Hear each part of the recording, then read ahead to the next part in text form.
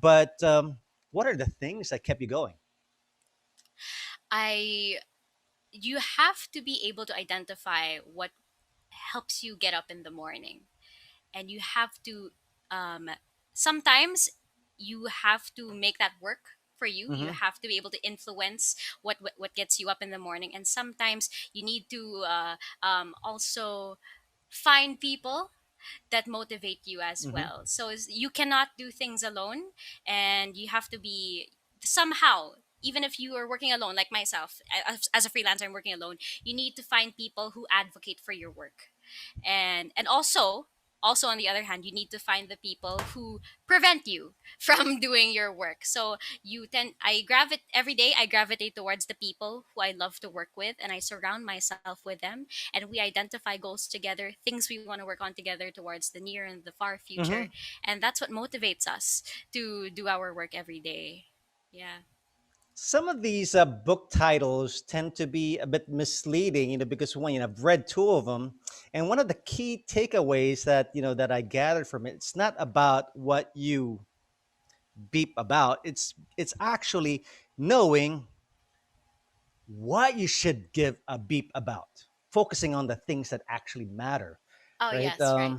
I'm reminded by this story in the Bible. Is it's a story of Moses, right? And just imagine this guy. I mean, he went through like some kind of trauma, right? I mean, this guy, in our levels, a guy that actually like graduated from Princeton, and all of a sudden he's like in the middle of the wilderness, tending sheep, and then he gets a calling to liberate a whole group of people from Egypt. I mean, Egypt back there was kind of like New York City, and it's like him like going to like the mayor and says, let my people go.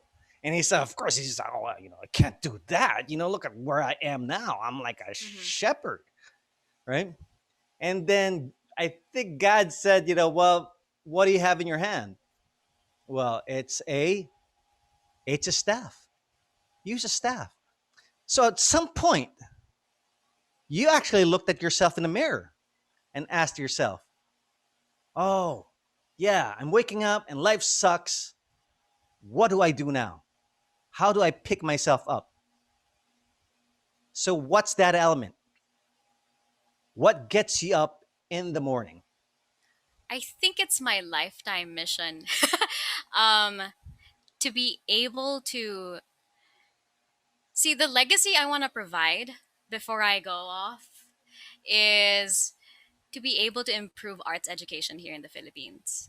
That is my lifetime goal. It's what gets me up in the morning. It's what motivates me to develop myself, no matter what industry I'm in that's related to the arts. It needs to always it needs to always go back to arts education. I want to be able to build a career that grants me that allows me to be successful enough to make an institution in order to teach kids on how to train kids for the in music, in performing, as well as the theater industry, and also, well, even in broadcasting. These are things I always loved growing up.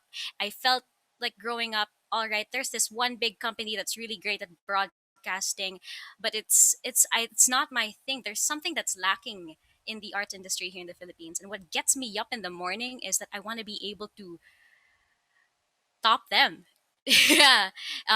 In terms of quality in the arts. You see how like in the States and in Korea, I know I'm going off like really weird now, but like in the States and in Korea, their biggest exports are the entertainment industries that they have. And for the Philippines, we're so good at it. And yet somehow we depend on other countries and we depend on their culture, we depend on their styles for those kinds of things. But what I want to bring back here is like a solid Filipino arts industry. I want to be a part of that. And what gets me up in the morning is like I got to be a part of that. I want my name to be associated with that before I go. Yeah. Bianca, that's really good. But could you talk a little bit more about the problems that you want to solve by getting into this calling? What are the problems that you want to solve? I want to be able to solve art. Well, it's still arts education. um, there are limited opportunities for the youth, for Filipino youth, to be able to do the arts. And when you're in college, there are not a lot of opportunities for conservatory Hmm. and also for theater and also the like, for people who are not exactly privileged enough to have those opportunities. And I want the things I mentioned a while ago, in order to provide arts education, yada yada, I want to be able to provide that for the underprivileged, actually, because Mm. there's really so much potential in the youth. The problem I really want to solve is providing arts education to the underprivileged. I think, yeah. I mean, I thought about it for a while now, and then I realized everything I do in relation to entertainment, I always want to make sure that the least the least person in the room, or the least person in the stadium, gets to hear me, or gets to enjoy my entertainment. Maybe one day I would inspire them, and maybe I could find a new entertainer somewhere in the room, something like that. We were always taught this thing in LaSalle: the least, the last, and the lost. So I was thinking about that, and usually these are the people who get overlooked. And the problems I wanted to solve is the quality of arts for the Quality underprivileged in of the arts. Philippines. The I quality of the arts. Bianca, you're hitting at something here.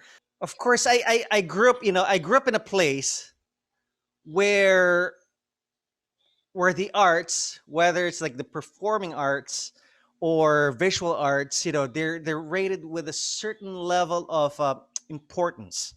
I mean, I don't think there would be like a metropolitan museum or a museum of natural history or the museum of modern art if these things were not important to the history of mankind and civilization itself.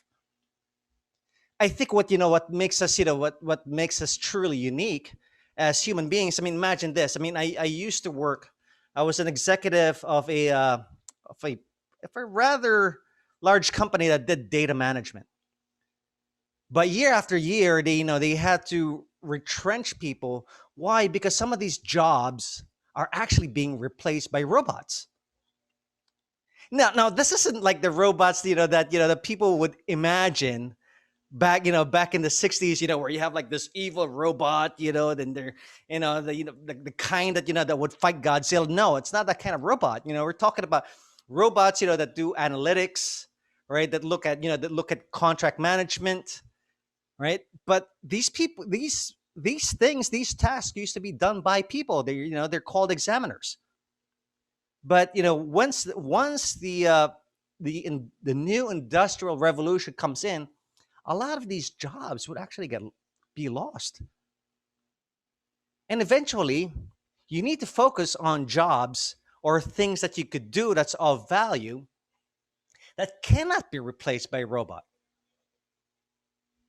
Something that has a little bit of a soul. That's where you come in. I think I think it's very important. I think everybody should. I think that I think the key competitive factor of a nation ultimately lies in its creativity and its innovation. But we're minting people out of schools so that they could get into jobs.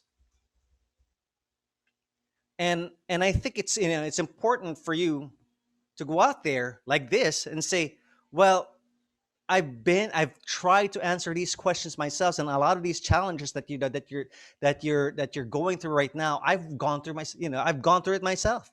I've taken a look at the mirror and said to, man, what am I going to do next?